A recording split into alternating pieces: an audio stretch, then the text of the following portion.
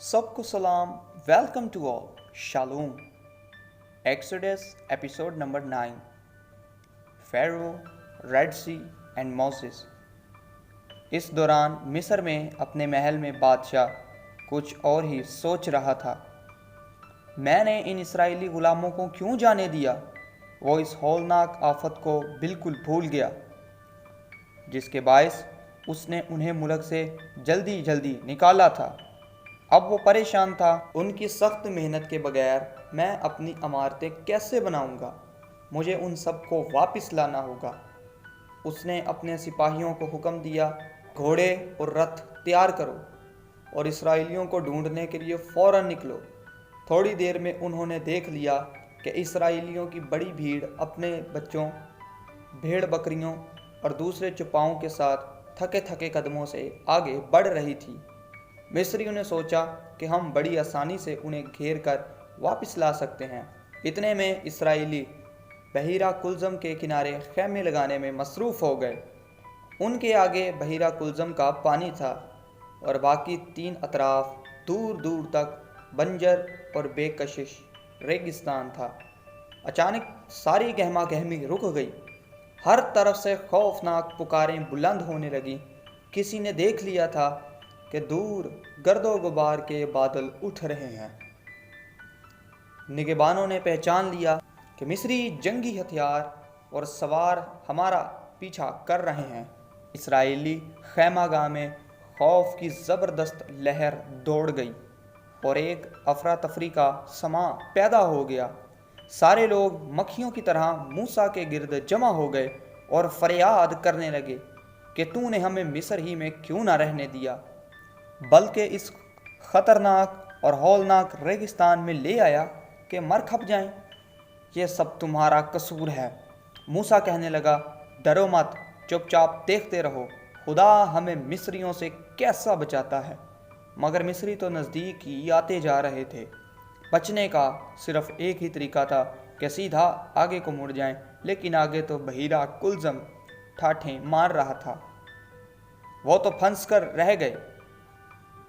तब खुदा ने मूसा से कहा, लोगों से कह बेहौसला ना हो, ना अफरा तफरी मचाएं, बल्कि आगे को चल पड़ें। मैं अपने लोगों को बचाऊंगा और मिस्रियों को दिखाऊंगा कि मैं खुदा हूँ। तुझे बस इतना करना होगा कि अपनी लाठी समंदर पर बढ़ा दे, फिर देखना क्या होता है।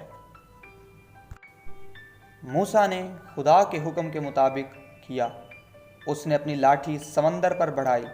मशरिक से तेज़ हवा चलने लगी और इतने ज़ोर से चली कि समंदर का पानी दो हिस्से हो गया और बीच में ज़मीन नज़र आने लगी। समंदर में से रास्ता बन गया। उधर खुदा का रहनुमा बादल इसराइलियों के सामने से हटकर उनके पीछे चला गया। अब आगे बढ़ते हुए मिस्री इसराइलियों को देख नहीं सकते थे। रात हुई। बादल की आतिश चमक ने इसराइलियों को रास्ता दिखाया।